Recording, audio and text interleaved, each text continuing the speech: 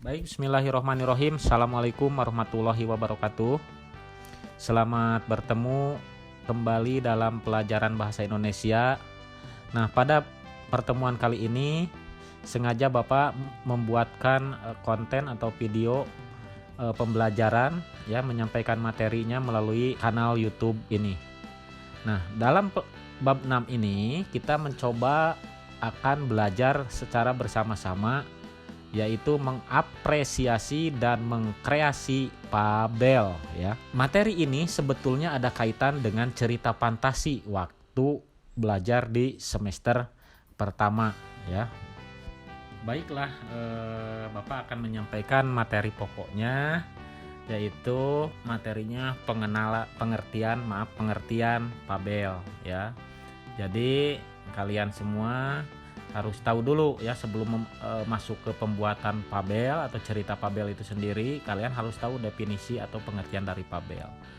Materi yang kedua yang akan kita pelajari yaitu mengenali ciri-ciri fabel. Nah, mengenali ciri-ciri fabel, ternyata di dalam fabel itu ada ciri-cirinya. Nah, sehingga ketika kalian nanti membuat cerita fabel itu sendiri harus sesuai dengan ciri-cirinya. Apakah ada keterkaitan atau tidak. Yang ketiga, menceritakan kembali isi fabel. Nah, diceritakan kembali ya hasil dari karya yang Anda buat.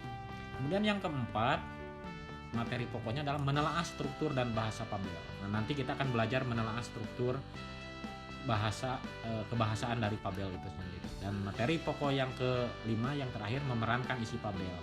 Nah, jadi dalam materi yang kelima, Bapak akan berencana membuat beberapa kelompok, kemudian fabel yang sudah dibuat oleh kelompok masing-masing nanti diperankan sesuai tokoh dan setting tempatnya. Kita buat ornamennya ya, supaya lebih menarik dalam memerankan fabel yang Anda buat.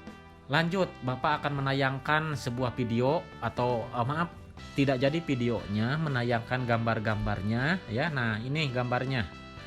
Menayangkan gambarnya, ada 4 gambar di sini: gajah yang baik hati, kancil dan buaya, kemudian ada belalang yang sedang memainkan biola, dan semut yang sedang bekerja keras ya. Lanjut, gambar yang ini ada sekumpulan hewan-hewan di situ. Kira-kira apa yang ada di benak kalian semua setelah melihat gambar ini? Apakah ada kaitan dengan fabel? Apakah yang termasuk gambar-gambar ini termasuk ke dalam fabel atau bukan? Nah, jadi kita harus tahu ya, apa yang dimaksud dengan fabel itu ya. Nah, ini ya, fabel.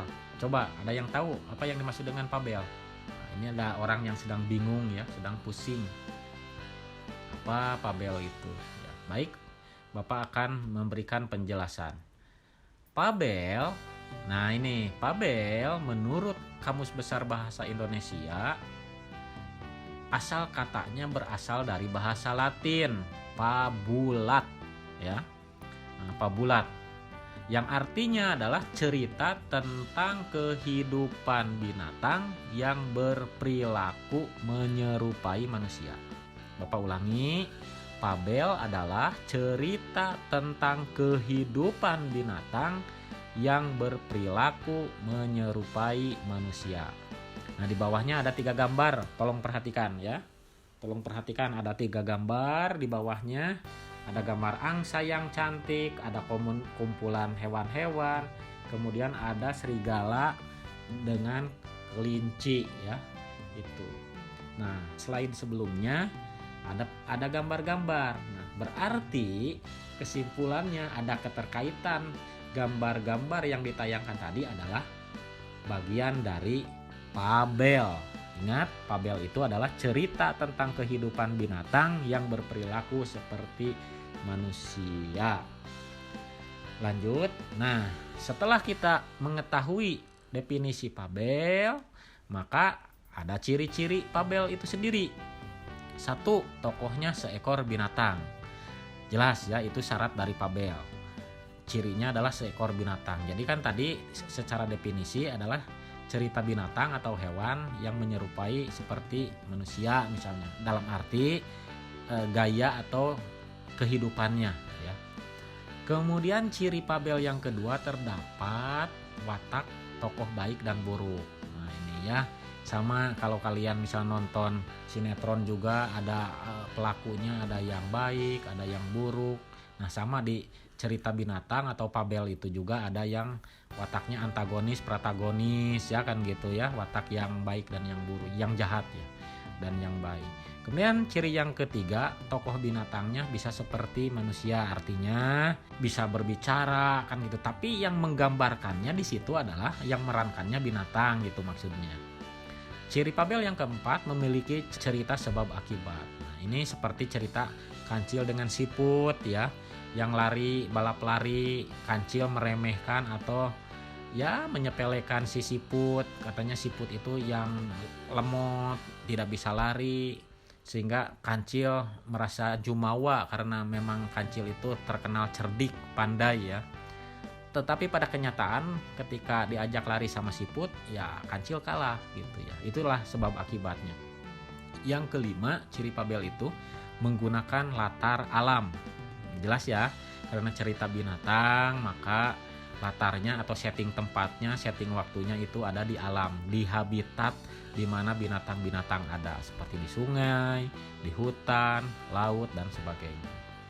Ciri Fabel yang keenam menggunakan bahasa naratif ya dan dialog. Nah jelas ya, di dalam sebuah cerita itu supaya bagus itu harus ada dialognya gitu kan gitu. Jadi Kancil dengan kura-kura, misalnya harimau dengan buaya dan sebagainya, itu disebut dengan dialog, ada percakapan di situ. Nah yang dimaksud dengan naratif itu adalah konteks bahasa ataupun urut-urutannya dari awal sampai akhir itu menyesuaikan gitu ya, jadi bersifat naratif ya, mulai dari 1, 2, 3 dan seterusnya, itu yang dimaksud dengan bahasanya naratif. Itu ciri-ciri Fabel, silahkan ditulis terlebih dahulu ya. Jikalau ada yang kurang paham, ingin ditanyakan, silahkan ditulis di kolom komentar. Lanjut.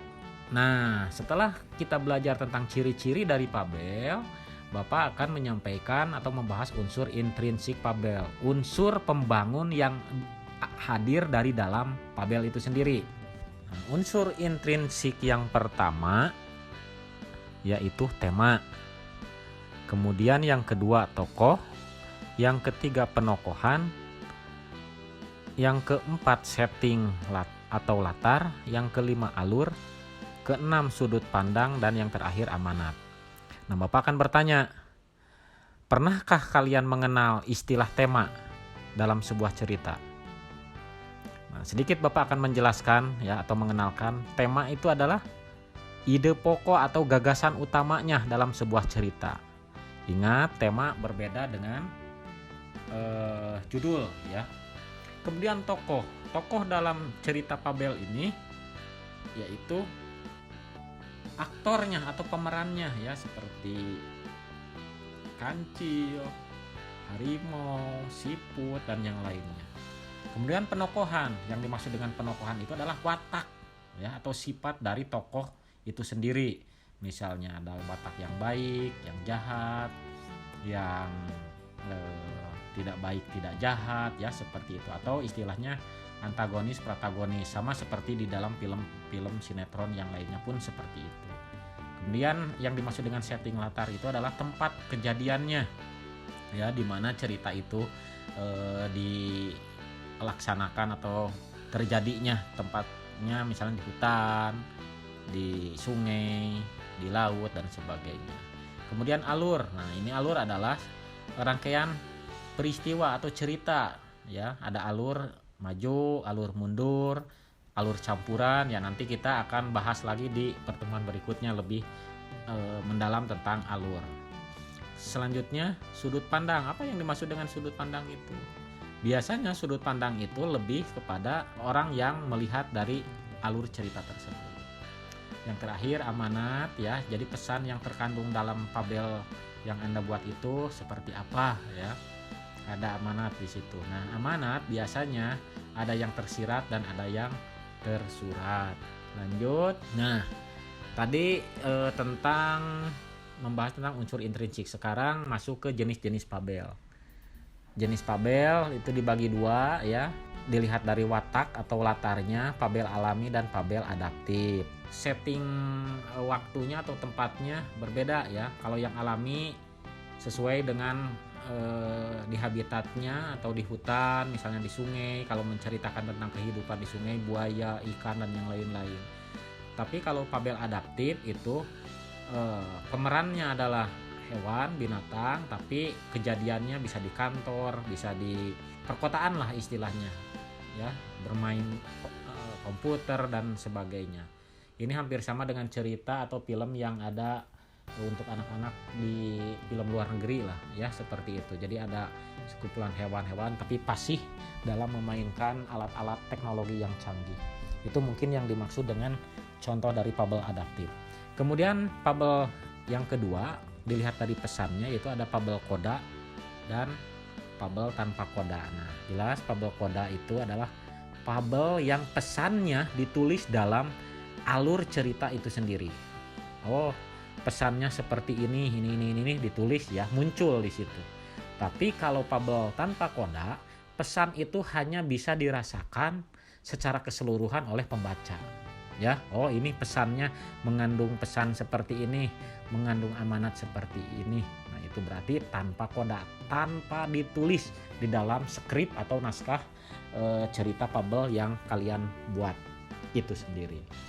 Itu mungkin ya, ingat tadi Bapak sudah memberikan penjelasan mulai dari pengertian Pabel ya, kemudian ciri-ciri Pabel ya, selanjutnya unsur intrinsik Pabel dan jenis-jenis Pabel ya. Nah, sekarang sudah sampai ke penghujung kegiatan pembelajaran ya. Di pertemuan ini ada tugas untuk Anda yang harus dikerjakan ya. Sedikit, hanya 3 soal saja. Yang pertama, silahkan baca, tuliskan 6 ciri-ciri Pabel ya, tadi sudah disampaikan. Kemudian yang kedua, jelaskan apa yang dimaksud dengan alur dalam Pabel. Sebutkan ya, jadi ada alur ini, ada alur itu ya.